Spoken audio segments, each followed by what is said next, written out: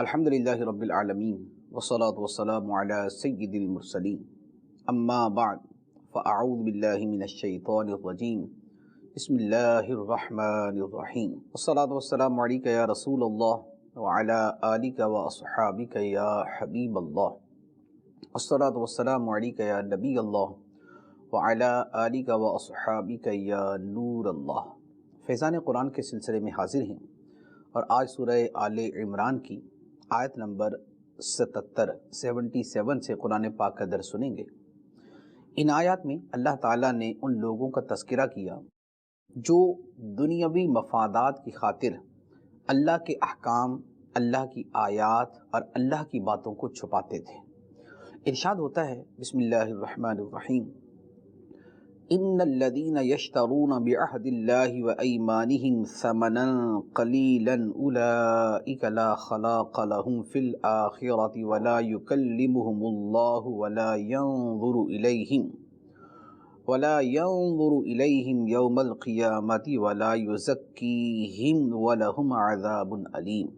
بے شک وہ لوگ جو اللہ کے وعدے اور اپنی قسموں کے بدلے تھوڑی سی قیمت لیتے ہیں، ان لوگوں کے لیے آخرت میں کچھ حصہ نہیں، اور اللہ قیامت کے دن نہ تو ان سے کلام فرمائے گا اور نہ ان کی طرف نظر کرے گا اور نہ انہیں پاک کرے گا، اور ان کے لیے دردناک عذاب ہے۔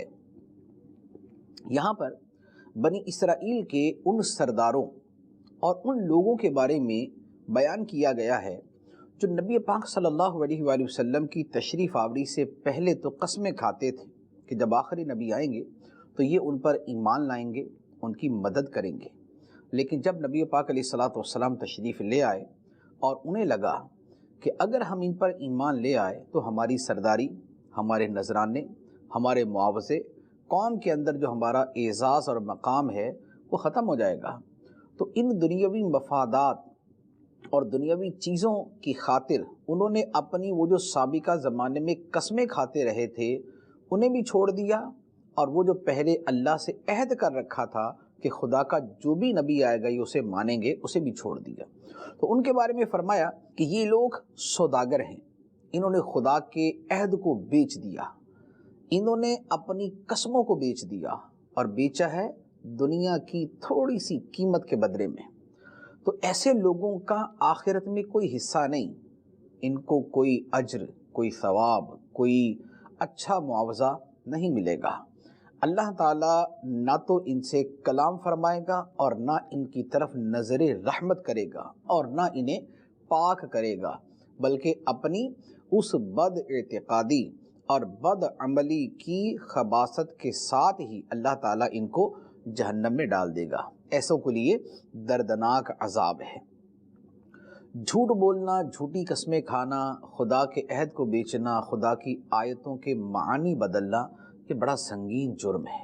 اللہ تعالیٰ نے اس پر ایک جگہ نہیں بہت ساری جگہوں پر کلام فرمایا ہے۔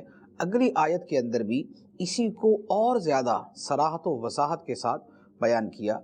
ارشاد فرمایا وَإِنَّ مِنْهُمْ لَفَرِيقًا يَلْوُونَ أَلْسِنَتَهُمْ بِالْكِتَابِ لِتَحْسَبُوهُ مِنَ الْكِتَابِ وَمَا هُوَ مِنَ الْكِتَابِ وَيَقُولُونَ هُوَ مِنْ عِنْدِ اللَّهِ وَمَا هُوَ مِنْ عِنْدِ اللَّهِ وَيَقُولُونَ عَلَى اللَّهِ الْكَذِبَ وَهُمْ يَعْلَمُونَ۔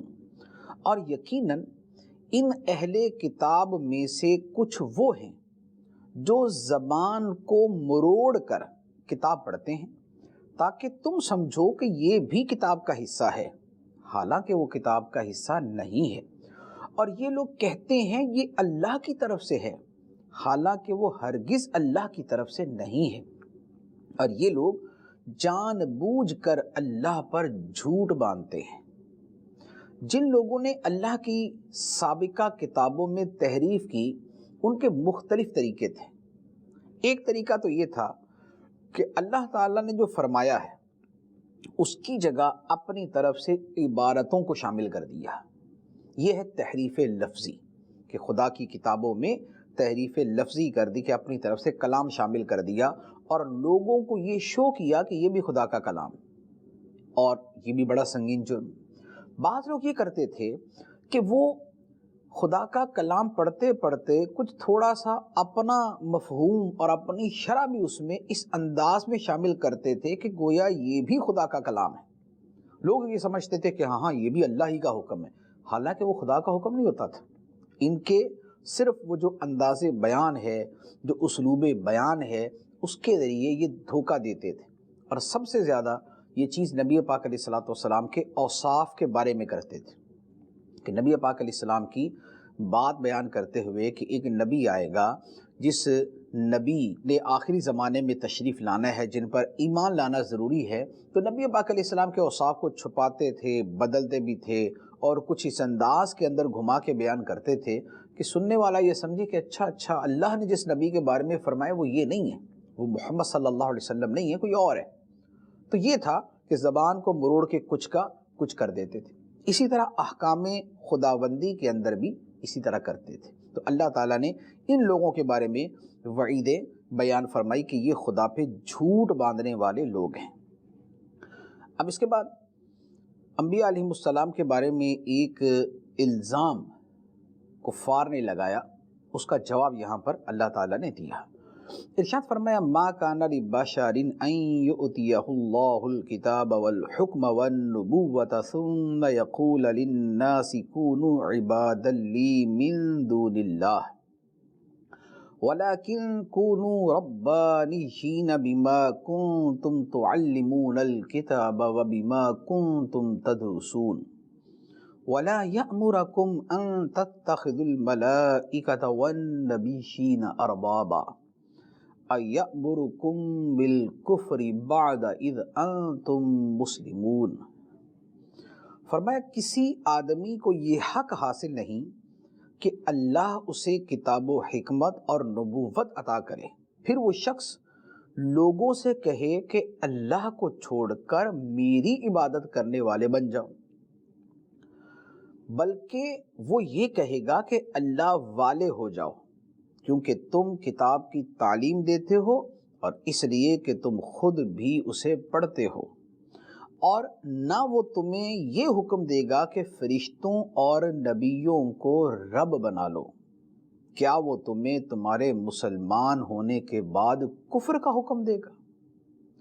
اس آیت کا ایک شان رسول تو یہ ہے کہ کسی نصرانی نے یا نصرانیوں کے ایک گروہ نے کہا کہ ہمیں حضرت عیسیٰ علیہ السلام نے حکم دیا تھا کہ ہم انہیں رب مانیں، کیونکہ خدا کا بیٹا مانتے تھے. تو انہوں نے کہا کہ اس کا تو ہمیں حضرت عیسیٰ علیہ السلام نے فرمایا تھا کہ مجھے رب مانو. تو اللہ تعالیٰ نے اس کی تردید کے اندر یہ آیت نازل فرمائی کہ اللہ کا کوئی نیک بندہ ایسا کہہ ہی نہیں سکتا، خدا جسے کتاب دے، حکمت دے، نبوت دے، وہ ایسا کہہ ہی نہیں سکتا.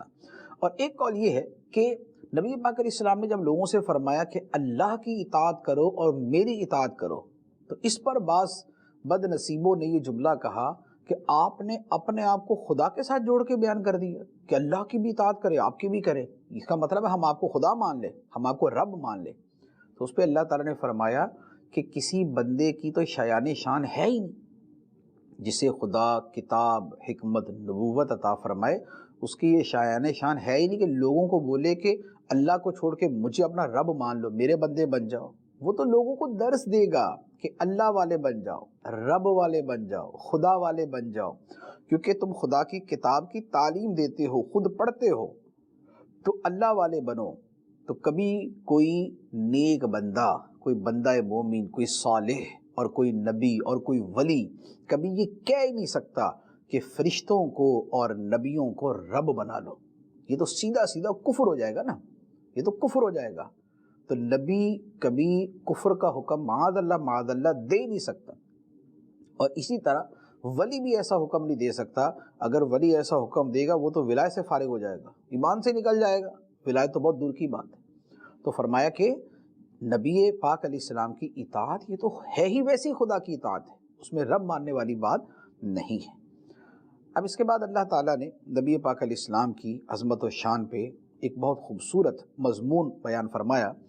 ارشاد فرمایا وَإِذْ أَخَذَ اللَّهُ مِيثَاقَ النَّبِيِّينَ لَمَا آتَيْتُكُم مِّن كِتَابٍ وَحِكْمَةٍ ثُمَّ جَاءَكُمْ رَسُولٌ مُصَدِّقٌ لِّمَا مَعَكُمْ لتؤمنن به ولتنصرنه قال اقررتم واخذتم على ذلكم اصري قالوا اقررنا قال فاشهدوا وانا معكم من الشاهدين فمن تولى بعد ذلك فاولئك هم الفاسقون۔ اور یاد کرو جب اللہ نے نبیوں سے وعدہ لیا کہ میں تمہیں کتاب اور حکمت عطا کروں گا، پھر تمہارے پاس وہ عظمت والا رسول تشریف لائے گا جو تمہاری کتابوں کی تصدیق فرمانے والا ہوگا، تو تم ضرور ضرور اس پر ایمان لانا اور تم ضرور ضرور اس کی مدد کرنا۔ اللہ نے فرمایا، اے انبیاء، کیا تم نے اس حکم کا اقرار کر لیا اور اس اقرار پر میرا بھاری ذمہ لے لیا؟ سب نبیوں نے عرض کی، ہم نے اقرار کر لیا۔ اللہ نے فرمایا، تو اب ایک دوسرے پر بھی گواہ بن جاؤ اور میں خود بھی تمہارے ساتھ گواہوں میں سے ہوں۔ پھر جو کوئی اس اقرار کے بعد روگردانی کرے گا تو وہی لوگ نافرمان ہوں گے۔ اس آیت مبارکہ میں جو بات بیان کی گئی ہے اس کے بارے میں دو قول ہیں۔ ایک تو یہ ہے کہ اللہ تعالیٰ نے تمام انبیاء علیہم السلام سے یہ عہد لیا تھا کہ کسی نبی کے زمانے میں اگر کوئی دوسرا رسول تشریف لے آئے تو جو پہلے سے موجود نبی ہے وہ نئے آنے والے نبی کی مدد بھی کرے گا اور اس پر ایمان بھی لائے گا، یعنی وہ اسے تسلیم کرے گا کہ یہ بھی اللہ کا رسول ہے، یہ بھی اللہ کا نبی، اور وہ اس کی مدد بھی کرے گا، کیونکہ سارے نبیوں کا پیغام تو ایک ہے، توحید، رسالت، عقیدہ آخر، اور جس کے علاوہ دینی عقائد ہیں اور دینی بنیادی قطعی اور ناقابل تبدیل احکام ہیں، وہ سب کے ایک۔ تو گویا ہر نبی کو دوسرے نبی کے حوالے سے فرما دیا کہ ہر کوئی دوسرے کی تائید کرے گا، تصدیق کرے گا۔ یہ ایک تفسیر ہے۔ دوسری تفسیر، اور وہ بھی کثیر علماء نے بیان فرمائی ہے، وہ یہ ہے کہ یہ جو وعدہ تھا یہ سارے نبیوں سے لیا گیا اور سید الانبیاء حبیب خدا احمد مجتبیٰ محمد مصطفیٰ صلی اللہ علیہ وآلہ وسلم کے بارے میں لیا گیا تھا۔ سارے نبیوں سے یہ وعدہ لیا گیا تھا کہ اللہ تعالیٰ نے فرمایا کہ میں تمہیں کتاب دوں گا، حکمت دوں گا، نبوت عطا کروں گا، پھر تمہارے پاس یہ عظمت والا میرا رسول، میرا خاص حبیب صلی اللہ علیہ وآلہ وسلم تشریف لائے تو تم سب نے اس پر ایمان بھی لانا ہے اور سب نے اس کی ضرور ضرور مدد بھی کرنی ہے۔ اس پر اللہ تعالیٰ نے فرمایا کہ اے سارے نبیوں، کیا میرے اس عہد کے اوپر، اس عہد کا تم نے اقرار کیا اور میرا بھاری ذمہ قبول کیا؟ تو سارے نبیوں نے کہا کہ ہاں یا اللہ، ہم اقرار کرتے ہیں، ہم اس عہد کو تسلیم کرتے ہیں۔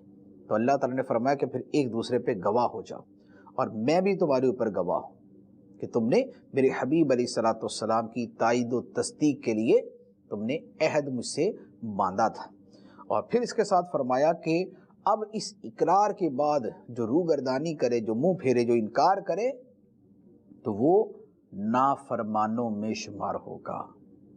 اس اعتبار سے یہ نبی پاک صلی اللہ علیہ وآلہ وسلم کی عظمت و شان کی عظیم آیت ہے، اور اس آیت مبارکہ کی تفسیر کے اندر علماء نے کتابیں تصنیف فرمائیں۔ اسی پر اعلیٰ حضرت علیہ رحمہ کی کتاب ہے تجلی الیقین بأن نبینا سید المرسلین، اس میں بھی اس پر بڑا خوبصورت کلام ذکر کیا گیا ہے۔ اب اس کے بعد اللہ تعالیٰ فرماتا ہے افغیر دین اللہ یبغون ولہ اسلم من فی السماوات والارض طوعا وکرہا والیہ یرجعون، کیا لوگ اللہ کے دین کے علاوہ کوئی اور دین چاہتے ہیں؟ حالانکہ آسمانوں اور زمینوں میں جو کوئی بھی ہے وہ سب خوشی سے یا مجبوری سے اسی کی بارگاہ میں گردن جھکائے ہوئے ہیں اور سب کو اسی کی طرف لوٹایا جائے گا۔ فرمایا کہ خدا کا دین یعنی دین اسلام، اس کے علاوہ کیا لوگ کوئی اور دین تلاش کرتے ہیں؟ اور دین خدا کی بارگاہ میں مقبول نہیں ہے۔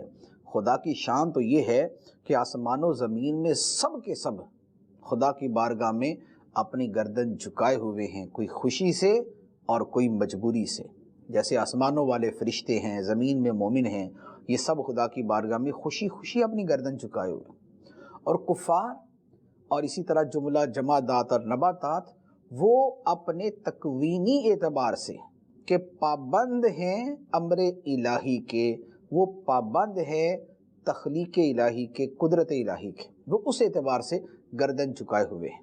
اور یا پھر یہ ہے کہ موت کے وقت جب سب معاملہ کھل جاتا ہے، غیب کا معاملہ ظاہر ہو جاتا ہے، تو سارے مجبور ہو کے بہرحال اس وقت رب کی ربوبیت کو تسلیم کر ہی لیتے ہیں۔ تو یہ اس کے اعتبار سے ہے کہ مجبوری سے وہ بہرحال تسلیم کر لیتے ہیں۔ اس کے بعد فرمایا قل آمنا باللہ وما انزل علینا وما انزل علی ابراہیم واسماعیل واسحاق ویعقوب والاسباط وما اوتی موسیٰ وعیسیٰ والنبیون من ربهم لا نفرق بین احد منہم ونحن له مسلمون۔ اور تم یوں کہو کہ ہم اللہ پر اور جو ہمارے اوپر نازل کیا گیا ہے اس پر، اور جو ابراہیم اور اسماعیل اور اسحاق اور یعقوب اور ان کی اولاد پر نازل کیا گیا ہے اس پر ایمان لاتے ہیں، اور جو موسیٰ اور عیسیٰ اور نبیوں کو ان کے رب کی طرف سے دیا گیا اس پر بھی ایمان لاتے ہیں، نیز ہم ایمان لانے میں ان میں سے کسی کے درمیان فرق نہیں کرتے، اور ہم اسی کی بارگاہ میں گردن جھکائے ہوئے ہیں۔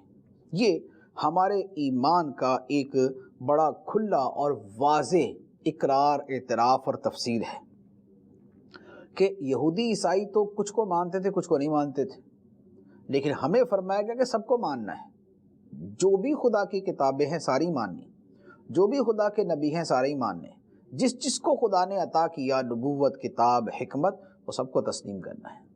تو لہٰذا یہ ہم ایمان والوں کا ایک خاصہ ہے کہ ہم خدا کے سارے نبیوں کو مانتے ہیں، ہم سارے نبیوں کی تعظیم کرتے ہیں، ہم سارے نبیوں سے محبت کرتے ہیں، اور ہم خدا کی نازل کردہ ساری کتابوں کو مانتے ہیں۔ اب اس کے بعد اللہ تعالیٰ فرماتا ہے وَمَن يَبْتَغِ غَيْرَ الْإِسْلَامِ دِينًا فَلَن يُقْبَلَ مِنْهُ وَهُوَ فِي الْآخِرَةِ مِنَ الْخَاسِرِينَ۔ اور جو کوئی اسلام کے علاوہ کوئی اور دین چاہے گا تو وہ اسے ہرگز قبول نہ کیا جائے گا، اور وہ آخرت میں نقصان اٹھانے والوں میں سے ہوگا۔ یہ خدا کا بڑا واضح فیصلہ ہے کہ اسلام کے علاوہ کوئی دین خدا کی بارگاہ میں مقبول نہیں ہے۔ لہذا بعض لوگ جو آج کے زمانے میں لبرلزم کا شکار ہو کر بولتے ہیں کہ بھائی جو بھی غریبوں کی مدد کرتا ہے، جو بھی اچھے کام کرتا ہے وہ بخشا جائے گا، خدا اس کو قیامت میں اجر دے گا اور اللہ تعالیٰ اسے معاف کر دے گا، یہ سب باتیں غلط ہیں۔ اللہ کی بارگاہ میں صرف اسلام ہی بطور دین کے قبول ہے، اس کے علاوہ کوئی دین قبول نہیں۔ جو اور کوئی اچھے عمل کرتا ہے اس کا دنیا میں صلہ مل جاتا ہے، آخرت کے اندر صرف آخرت میں اجر کے لیے مومن ہونا شرط ہے، یہ اللہ تعالیٰ نے قرآن میں کئی جگہ پر بیان فرمایا ہے۔ اس کے بعد فرمایا کیف یہدی اللہ قوما کفروا بعد ایمانہم وشہدوا ان الرسول حق وجاءہم البینات واللہ لا یہدی القوم الظالمین۔ اللہ ایسی قوم کو کیسے ہدایت دے گا جنہوں نے ایمان کے بعد کفر کو اختیار کیا اور وہ اس بات کی گواہی دے چکے تھے کہ یہ رسول سچا ہے، اور ان لوگوں کے پاس روشن نشانیاں بھی آ چکی تھی، اور اللہ ظالموں کو ہدایت نہیں دیتا۔ وہ لوگ کہ جو نبی پاک علیہ السلام کی حقانیت کو جانتے تھے، بنی اسرائیل میں سے جو سرکار علیہ السلام کی حقانیت کو جانتے تھے اور اس بات کی گواہی بھی دیتے تھے کہ ہاں ایک رسول آنے والا ہے، لیکن جب سرکار آ گئے تو پھر انکار کر دیا، تو فرمایا کہ ایسے لوگوں کو اللہ کیسے ہدایت دے گا کہ جنہوں نے جانتے بوجھتے سوچتے سمجھتے رسول اللہ کی رسالت کا انکار کیا۔ تو خدا جبرن تو کسی کو کلمہ نہیں پڑھا دیتا کہ اللہ تعالیٰ مجبور کر دے کہ نہیں پڑھو ہی پڑھو، ایسا تو نہیں ہوتا۔ اللہ تعالیٰ نے بندے کو اختیار دیا ہے، اپنی مرضی سے اپنی دلی چاہت سے وہ کلمہ پڑھے گا، ایمان قبول کرے گا۔ تو فرمایا اللہ ظالموں کو اس طرح ہدایت نہیں دیتا کہ ان کو مجبور کر دے کہ وہ ہدایت قبول کریں ہی کریں۔ تو ایسے لوگوں کو ہدایت نصیب نہیں ہوتی جو دیدہ دانستہ قصدن بالاسرار بالتکرار بالعناد اور بالغش جو حق کا انکار کرتے ہیں۔ لیکن جو لوگ اس طریقے یہ رویہ اختیار کرتے ہیں ان کی سزا بھی بڑی سخت ہے۔ فرمایا اولئک جزاؤہم ان علیہم لعنۃ اللہ والملائکۃ والناس اجمعین خالدین فیہا لا یخفف عنہم العذاب ولا هم ینظرون الا الذین تابوا من بعد ذلک واصلحوا فإن اللہ غفور رحیم۔ یہی وہ لوگ ہیں جن کا بدلہ یہ ہے کہ ان پر اللہ کی اور فرشتوں کی اور انسانوں کی سب کی لعنت ہے، ہمیشہ اس میں رہیں گے، نہ ان سے عذاب ہلکا ہوگا اور نہ انہیں مہلت دی جائے گی سوائے ان لوگوں کے جنہوں نے کفر کے بعد توبہ کر لی اور اپنی اصلاح کر لی، تو بے شک اللہ بخشنے والا مہربان ہے۔ یعنی فرما دیا کہ جو جان بوجھ کے رسول اللہ صلی اللہ علیہ وسلم کی رسالت کا انکار کرتے ہیں ان کی سزا بڑی سخت ہے، ان پہ خدا کی، فرشتوں کی، سب انسانوں کی لعنت ہے، یہ اس لعنت میں اور عذاب میں ہمیشہ رہیں گے، نہ عذاب ان سے ہلکا ہوگا نہ انہیں مہلت ملے گی۔ ہاں توبہ کر لے تو بچت ہے۔ تو یہ آیت مبارکہ سن کر پھر کچھ لوگ تھے کہ جنہوں نے توبہ کر لی تھی۔ اب اس کے بعد فرمایا ان الذین کفروا بعد ایمانہم ثم ازدادوا کفرا لن تقبل توبتہم واولئک هم الضالون۔ بے شک وہ لوگ جو ایمان لانے کے بعد کافر ہو گئے پھر کفر میں اور بڑھ گئے تو ان کی توبہ ہرگز قبول نہ کی جائے گی اور یہی لوگ گمراہ ہیں۔ اس سے مراد کون ہے؟ اس سے مراد فرمایا وہ جو پہلے ایمان لائے موسیٰ علیہ السلام پہ، پھر انہوں نے کفر کیا حضرت عیسیٰ علیہ السلام سے، یعنی عیسیٰ علیہ السلام کو نہیں مانا، اور پھر اس کفر میں اور بڑھ گئے کہ نبی پاک صلی اللہ علیہ وسلم کا بھی انکار کر دیا، تو ایمان کے بعد کفر کیا اور کفر میں پھر اور بڑھ گئے، تو فرمایا کہ ان کی توبہ قبول نہیں، کیونکہ یہ دل سے توبہ کرتے ہی نہیں۔ تو لہذا ایسے لوگوں کے لیے بڑی سخت وعید ہے، اور وہ وعید کیا ہے؟ فرمایا ان الذین کفروا وماتوا وهم کفار فلن يقبل من احدهم ملء الارض ذهبا ولو افتدى به اولئک لهم عذاب علیم وما لهم من ناصرین۔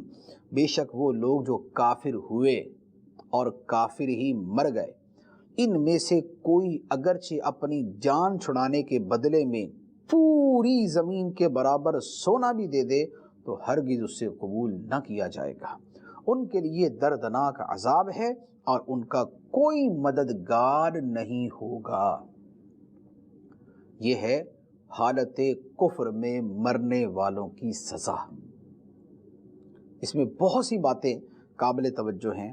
پہلی بات تو یہ ہے کہ وہ لوگ جو یہ بولتے ہیں نا کہ نہیں جی کافر کو بھی جو ہے نا وہ اللہ تعالیٰ بخش دے گا، کافروں کو بھی جو ہے نا بس دنیا میں اچھے اچھے کام کیے ہوں، کوئی سائنسی چیزیں ایجاد کرنی ہوں تو ان کا بھی کچھ نہ کچھ بن ہی جائے گا، نہیں، کچھ نہیں بنے گا۔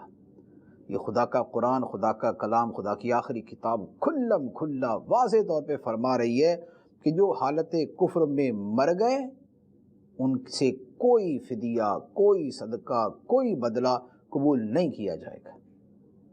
ایک دوسری بات، اس میں ہمیں اپنے ایمان کی فکر کرنی چاہیے۔ ہم مومن ہیں الحمدللہ الحمدللہ الحمدللہ، لیکن ہمارے ایمان کی سلامتی کی گارنٹی کیا ہے یہ ہمیں نہیں پتہ۔ خدا کی خفیہ تدبیر کیا ہے؟ ہمارے گناہوں کی وجہ سے، ہماری جہالت کی وجہ سے کہیں ایسا نہ ہو کہ گناہ جو ہے وہ کفر تک پہنچا دیں، یا ہمارے قلب کی سختی جو ہے وہ تاریکی کے انتہا کو پہنچ جائے۔ اس لیے ایمان کی فکر کرنا بہت ضروری ہے۔ برے خاتمے سے بچنے کی دعا کرنا اور اس کے لیے کوشش کرنا یہ بڑا ضروری ہے۔ غفلت کی زندگی بری موت کا سبب بن جاتی ہے، بن سکتی ہے، اس لیے غفلت کی زندگی سے نکلیں اور کوشش کریں کہ ہم اپنے ایمان کے تحفظ کے لیے جو ہے وہ بہت زیادہ کوشش کریں۔ بے دین، دہریے، کفار اور دین کے دشمن اور نبی پاک علیہ السلام کے گستاخ اور ولیوں کے گستاخ ان کے پاس نہ بیٹھیں، صحابہ کی گستاخوں کے پاس نہ بیٹھیں، کہ ایسا نہ ہو کہ ان کی وجہ سے معاذ اللہ ہمارا ایمان برباد ہو جائے۔ اللہ تعالی ہمارے ایمان کی حفاظت فرمائے۔ اس کے بعد فرمایا لن تنالوا البر حتى تنفقوا مما تحبون وما تنفقوا من شيء فإن الله به علیم۔ تم ہرگز بھلائی کو نہیں پا سکو گے جب تک راہ خدا میں اپنی پیاری چیز خرچ نہ کرو، اور تم جو کچھ خرچ کرتے ہو اللہ اسے جانتا ہے۔ تقوی، بر، خدا کا قرب اور خدا کی رضا پانے کے لیے اپنی محبوب شے اللہ کی راہ میں خرچ کرنی ہوتی ہے۔ مال بندے کو پیارا ہوتا ہے، خدا کی بارگاہ میں خدا کی راہ میں مال قربان کرنا ہوتا ہے، پھر مقام ملتا ہے۔ اور بندہ جو خرچ کرتا ہے اللہ تعالیٰ اس کے خرچ کو جانتا ہے، کتنے صدقے دل کے ساتھ، کتنے دل کی گہرائی سے اس نے خرچ کیا ہے۔ اس کے بعد فرمایا کل الطعام کان حلا لبنی اسرائیل الا ما حرم اسرائیل علی نفسہ من قبل ان تنزل التوراۃ قل فأتوا بالتوراۃ فاتلوها ان کنتم صادقین۔ تمام کھانے بنی اسرائیل کے لیے حلال تھے سوائے ان کھانوں کے جو یعقوب نے تورات نازل کیے جانے سے پہلے اپنے اوپر حرام کر لیے تھے۔ تم فرماؤ تورات لاؤ اور اسے پڑھو اگر تم سچے ہو۔ بنی اسرائیل نے نبی پاک علیہ السلام کو جب دیکھا کہ سرکار علیہ السلام اونٹنی کا گوشت بھی تناول فرماتے تھے اور اونٹنی کا دودھ بھی آپ نوش فرماتے تھے، اونٹ کا گوشت اور اونٹنی کا دودھ، تو بنی اسرائیل نے کہا کہ اوہو تم لوگ دعویٰ تو یہ کرتے ہو کہ حضرت ابراہیم علیہ السلام کے ماننے والے ہیں، تو یہ حرام چیزیں کیوں استعمال کرتے ہو؟ یہ تو ان کے دین میں حرام تھی، حضرت ابراہیم علیہ السلام کے دین میں حرام تھی، یہ انہوں نے کہا۔ تو نبی پاک علیہ السلام نے فرمایا کہ ان کے دین میں تو حرام نہیں تھی، یہ تو حضرت یعقوب علیہ السلام جو حضرت ابراہیم علیہ السلام کے بہت بعد میں آئے، یہ تو انہوں نے اپنے اوپر حرام کی تھی۔ تو اس پر یہودیوں نے تھوڑا سا شور مچایا، تو یہ آیت مبارکہ نازل ہوئی اور ان سے فرمایا گیا کہ اچھا ٹھیک ہے، اگر تم یہ کہتے ہو تو پھر ذرا لے کے آؤ، ذرا تورات شریف لے آؤ، کیونکہ اگر یہ حرام ہوں گی تو تورات میں بھی تو لکھی ہوئی ہوں گی نا۔ تو پھر اس کے اوپر وہ لوگ خاموش ہو گئے۔ تو یہ جو اللہ کی حلال کردہ چیزوں کو حرام سمجھنا ہے، یہ بھی بہت بڑا جرم ہے۔ جسے خدا نے حلال کیا اسے حرام سمجھنا یہ بھی بہت بڑا جرم، اور حرام کو حلال سمجھنا یہ بھی بہت بڑا جرم۔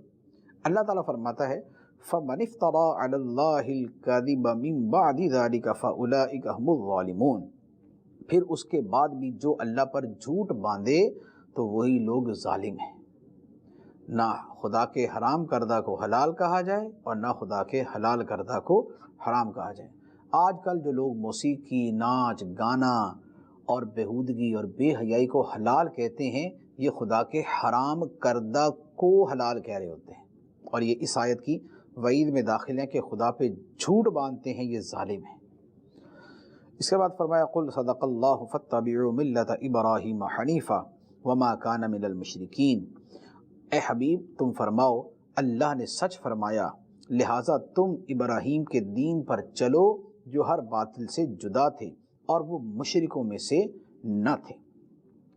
ان اول بیت وضع للناس للذی ببکۃ مبارکا وہدی للعالمین فیہ آیات بینات مقام ابراہیم ومن دخلہ کان آمنا وللہ علی الناس حج البیت من استطاع الیہ سبیلا ومن کفر فإن اللہ غنی عن العالمین۔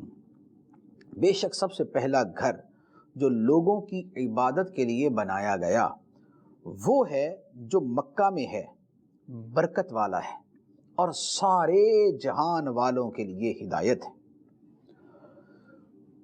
اس میں کھلی نشانیاں ہیں، ابراہیم کے کھڑے ہونے کی جگہ ہے، اور جو اس میں داخل ہوا امن والا ہو گیا، اور اللہ کے لیے لوگوں پر اس گھر کا حج کرنا فرض ہے جو اس تک پہنچنے کی طاقت رکھتا ہے، اور جو انکار کرے تو اللہ سارے جہان سے بے پرواہ ہے۔ یہ خانہ کعبہ کی فضیلت، مسجد حرام کی فضیلت، حدود حرم کی فضیلت اور حج کا بیان ہے جو ان آیات کے اندر فرمایا گیا۔ خانہ کعبہ جو ہے یہ بیت المقدس سے 40 سال پہلے بنایا گیا، بیت المقدس سے 40 سال پہلے بنایا گیا، اور یہ خانہ کعبہ جو ہے یہ فرشتوں کا جو قبلہ ہے بیت المعمور جو 7ویں آسمان میں اس کے بالکل نیچے، تو یہ سب سے پہلا گھر ہے۔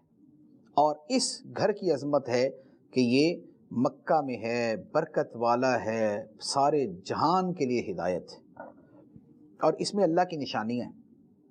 اس میں مقام ابراہیم ہے، وہ پتھر کے جس پہ کھڑے ہو کے ابراہیم علیہ السلام نے خانہ کعبہ تعمیر کیا تھا، جس پہ آپ کے پاؤں مبارک کے نشان ہیں۔ یہ نشان، یہ پتھر خدا کی نشانی ہے، اور جو اس میں داخل ہو گیا، یعنی حرم میں داخل ہو گیا، وہ امن میں آ گیا ہے، اسے موت کی سزا یہاں نہیں ملے گی۔ اسی طرح اس حدود کے اندر جانور کو شکار کرنا بھی منع ہے۔ تو یہ اللہ تعالیٰ کی نشانیوں میں سے، اور ساتھ اس کے فرمایا کہ اس گھر کا حج ہر اس مسلمان پہ فرض ہے جو اس تک پہنچنے کی استطاعت رکھتا ہو، آنے جانے کا خرچہ ہو، دیگر جو ضروری چیزیں ہیں، لوازمات ہیں، وہ اس کے پاس موجود ہوں، یعنی سواری اور خرچہ یہ جس کے پاس ہو، اس کے اوپر اس گھر کا حج زندگی میں ایک مرتبہ فرض ہے۔